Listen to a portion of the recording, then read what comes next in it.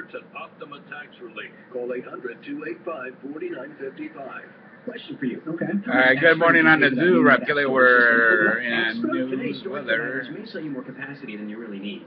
I don't feel so good. Dell takes a different approach. Dell? How so? Dell storage experts will evaluate your current system performance to help you choose the right solution. And the Dell Storage SE4020 cuts the cost of all-flash storage to only $25,000. I like the sound of that. Plus, Dell doesn't make you do forklift upgrades for a new model every few years, and you can save as much as 89% on software costs. Wow. And analysts looking at things like software licenses, support, and upgrades say the lifetime cost of Dell storage solutions is up to 50% less than that of EMC and NetApp. 50% less? I need to lie down. But before you do that, visit Dell.com/allflash and see how future-ready storage solutions can help you transform your business. The Dell Storage SC4020 All-Flash Array powered by Intel Xeon processor starts at only $25,000. That's Dell.com/allflash or 877-360-3365. Thanks. Amazing performance happens with Intel inside.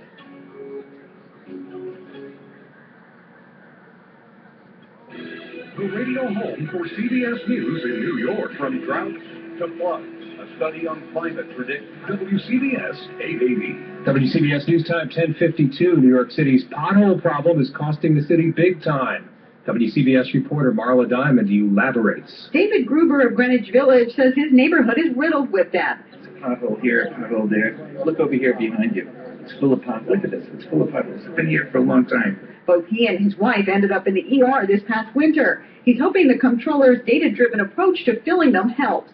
This will give the agencies a kind of a directive as to where to go and how to fix things. Comptroller Scott Stringer says in the past 6 years, the city has handled 12,000 pothole-related claims.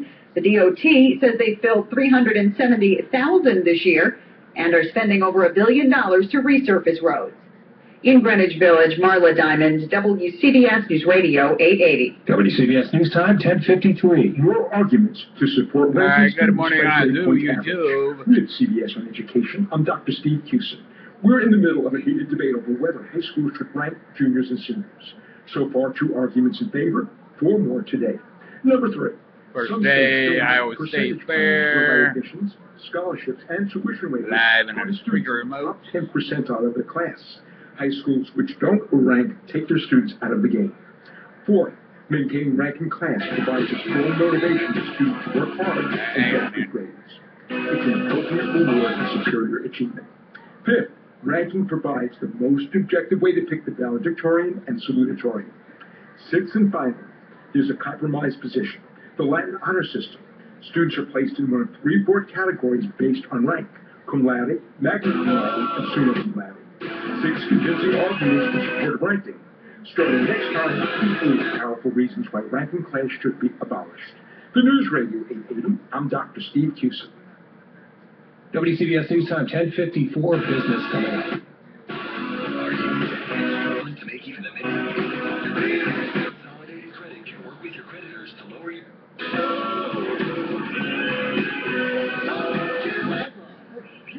I too have to bring peas. You don't eat the blue bit! Get 3 more tone on Blu-ray, DVD, and digital today.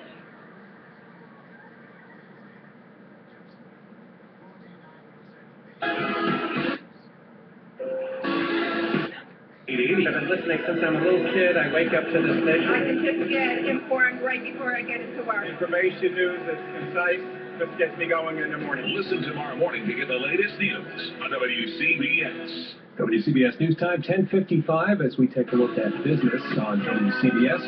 First, the numbers from Bloomberg Business. Dow Industrials dropped 5.5 points to 17,746. Nasdaq Composite gained 17 to 5,129.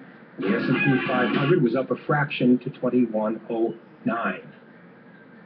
This is the Bloomberg Real Estate Report. I'm Denise Pellegrini. The share of seriously underwater homeowners, those who owe more on their mortgage than their property is worth, is on the decline. Realty Track says that share dropped to a new low last quarter after peaking in the second quarter of 2012.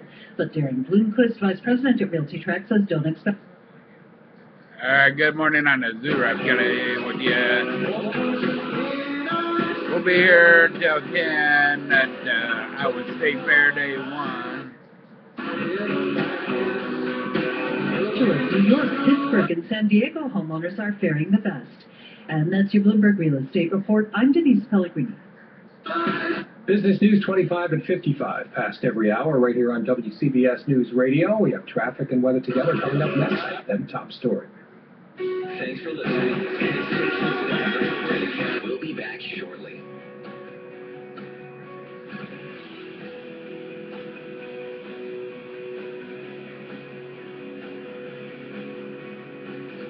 Stand by. We're in a commercial break and we'll return to your favorite station very soon. Thanks for listening. All right, good morning. Here we're in the middle of a break here on YouTube, WCBS. Avoid we're live at Iowa State Fair. Have you living paycheck to paycheck? Are you making minimum payments but only falling further behind? Call the Mediator Law.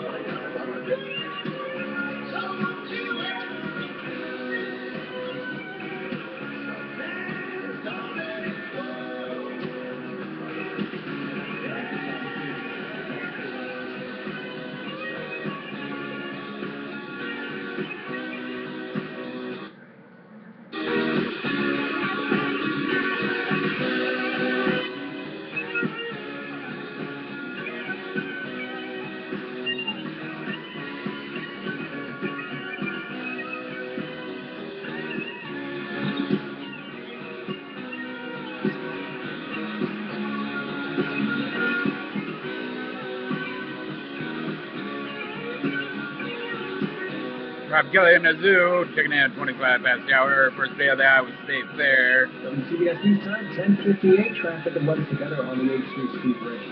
And Michael, we still have those problems with an overturned tractor trailer on westbound 78, right by Interstate 287. Several lanes are blocked there. Northbound Interstate 287 as you go through Bergen County. Heavy traffic going up to the New York State line because of on-time construction. There's also construction northbound Garden State Parkway by Route 3 in Clifton, eastbound 80 with repair work at Route 23 in Wayne, and eastbound 280 over the Stickle Bridge in Newark. And then at the George Washington Bridge, inbound lower level is closed. Everybody has to use the inbound upper level. At the Lincoln Tunnel, some work on the Helix each way. Holland Tunnel still 10 minutes, 15 minutes out of the city. Inbound is okay. Northbound on the New England Thruway, some repair work at Helen Parkway in the Bronx. Southbound FDR Drive, stop and go from the 20s down to Houston Street. A couple of lanes are out of service there with nighttime repairs. Now, here's the latest from the WCBS Weather Center. Humid this evening with a shower or thunderstorm in a few spots, otherwise turning partly cloudy and more comfortable tonight with areas of patchy fog. Lows between 63 and 67 across the Hudson Valley. Will drop to 72 in Midtown. Staying hot tomorrow, but less humid than recent days with plenty of sunshine and a high near 90. I'm meteorologist Steve Travis in the WCBS Weather Center. And right now in Midtown, mostly cloudy, 77 degrees, 84% relative humidity. Winds west at 5 miles per hour. The pressure is rising. 2 knots.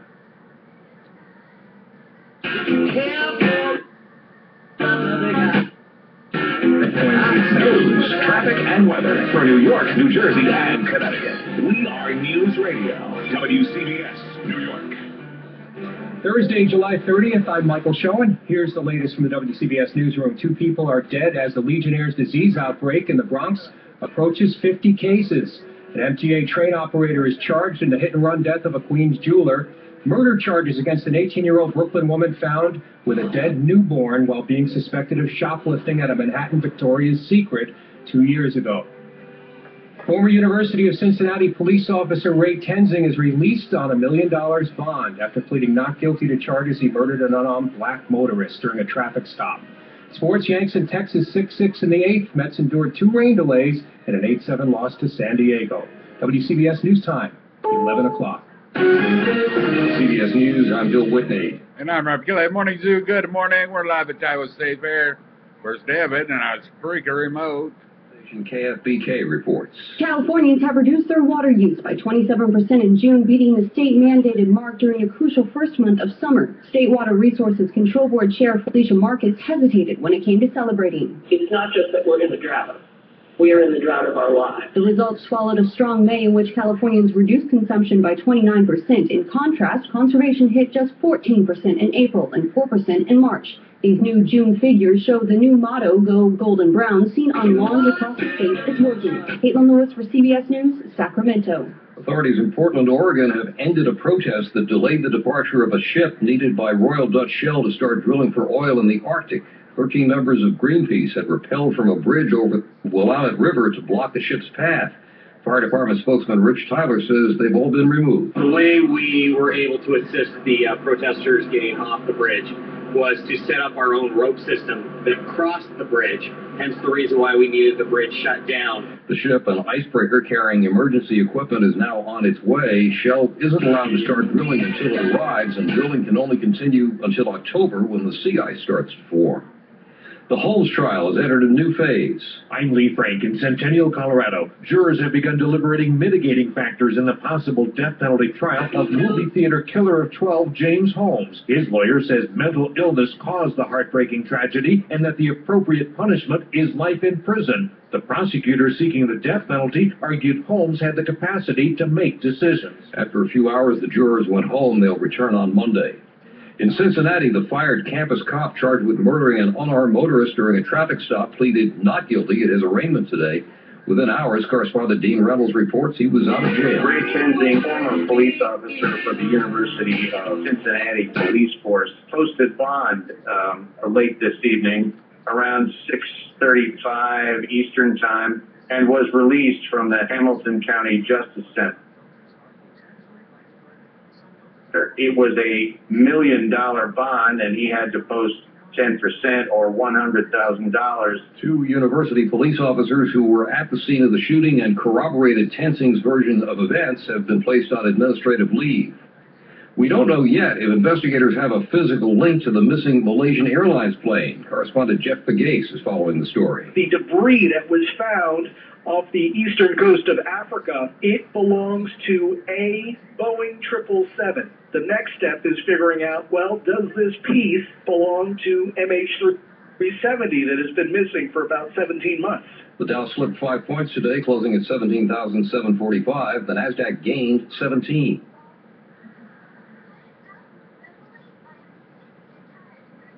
This is CBS News. Good morning on the zoo. I'm Robkelley. Graduated college. Time for a new car. Whoop, whoop. Hashtag whoop. That's great news. Congrats. A new 2015 Civic is a perfect post-college ride, and you can get a great deal on one now.